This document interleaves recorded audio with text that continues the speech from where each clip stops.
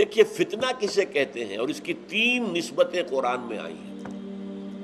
فتنہ کہتے ہیں آزمائش کو، فتنہ کہتے ہیں کسوٹی کو، جس کے اوپر رگڑ کر یہ پتہ چل جاتا ہے یہ سونا کھرا یا کھوٹا ہے، یا اس میں کھوٹ ہے تو کتنی ہے، اور جو اس کے اندر کھرا ہے تو کتنا ہے، یہ فتنہ ہے۔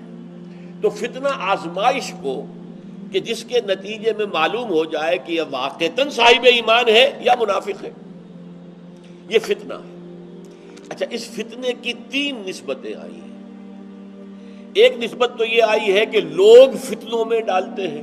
اب مکے میں کیا ہو رہا تھا، حضرت بلال کے ساتھ امیہ ابن خلف کیا کر رہا تھا، کتنے بڑے فتنے میں ڈال دیا، کتنا بڑا امتحان ہو گیا ان کے لیے، ایمان پر قائم رہنا کتنا مشکل ہو گیا۔ خباب بن الارض کے ساتھ کیا کیا گیا، دہکتے ہوئے انگاروں پر لٹا دیا گیا۔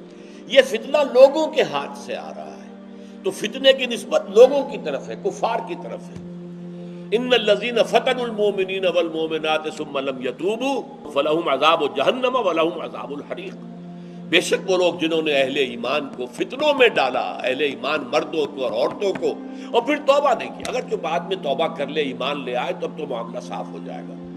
امیہ ابن خلف بھی ایمان لے آتا تو جو کچھ اس نے حضرت بلال کے ساتھ کیا تھا وہ معاملہ صاف ہو جاتا، ایمان سے سارے گناہ پچھلے معاف ہو جاتے۔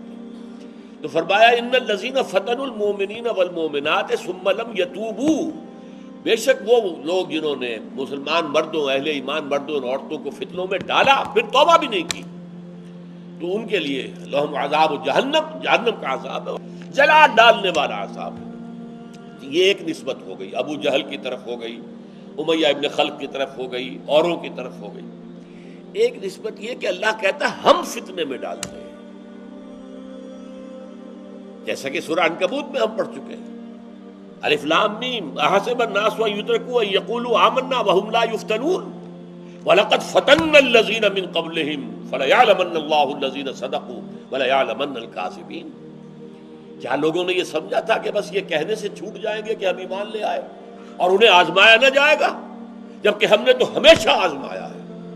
جو بھی پہلے ایمان کے دعوے دار بن کر میدان میں آیا، ہم نے ٹھوک بجا کر دیکھا ہے، انہوں آزمائشوں میں ڈالا ہے، آزمائشوں کی بھٹیوں میں سے گزارا ہے، تاکہ پتہ چلے کہ یہ زر خالص ہے یا یہ کوئی تانبا ہے جس کے اوپر کوئی ملمع سونے کا کر دیا گیا۔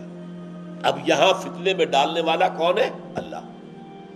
فتنے میں ڈالنے والے کفار، ان الذین فتنوا المؤمنین والمؤمنات، اور وَلَقَدْ فَتَنَّا الَّذِينَ، ظاہر بات ہے کہ ابو جہل کا ہاتھ نہ اٹھ سکتا اگر اللہ کا اذن نہ ہوتا۔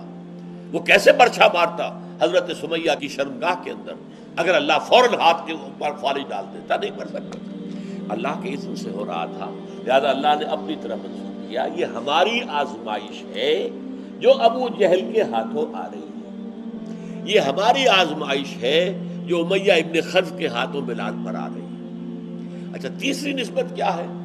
یہ وہ یہاں پڑھ رہے، تم نے خود اپنے آپ کو فتنے میں ڈالا۔ اس کا کیا مطلب ہے؟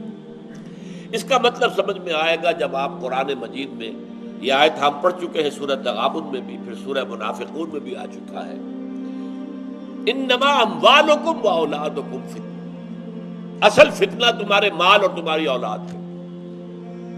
وَاعْلَمُوا أَنَّمَا أَمْوَالُكُمْ وَأَوْلَادُكُمْ فِتْنَةٌ وَأَنَّ اللَّهَ عِندَهُ أَجْرٌ عَظِيمٌ۔ 3 دفعہ یہ آیت آئی ہے کہ در حقیقت، اور سورہ منافقون میں کیا فرمایا؟ یا ایھا الذین آمنوا لا تلھکم اموالکم ولا اولادکم عن ذکر اللہ، یہ تمہارا مال اور اولاد ہے جو تمہیں غافل کرتا ہے اللہ کی یاد سے، تمہارے ایمان کو کمزور کر دیتا ہے۔ مال کی محبت ٹھیک ہے، جائز حد تک جائز ہے، لیکن ایک حد سے بڑھ گئی تو یہی فتنہ ہے۔ مال حلال سے آئے حرام سے آئے تو مال تو معبود ہو گیا۔ پھر اولاد بہت بڑی نعمت ہے، لیکن اولاد کی محبت تمہیں دین کے راستے سے روک لے، اولاد کی محبت میں تم رشوت خوری کرنے لگو، کیا کروں، بیٹے کو فلاں اسکول میں داخل کر دیا ہے، 5000 فیس مجھے دینی ہے، میں کہاں سے لاؤں، رشوت لینی ہے مجھے۔ یہ اولاد کی محبت ہے، اس کی دنیا بنا رہے ہو، اپنی عاقبت برباد کر رہے ہو۔ اصل فتنہ کیا ہے؟ اولاد اور مال۔ اس اولاد اور مال کی محبت کو ایک حد سے نیچے رکھو گے تو کوئی حرج نہیں، اگر یہ ایک حد سے اوپر آ گئی تو گویا کہ تم نے اپنے آپ کو فتنہ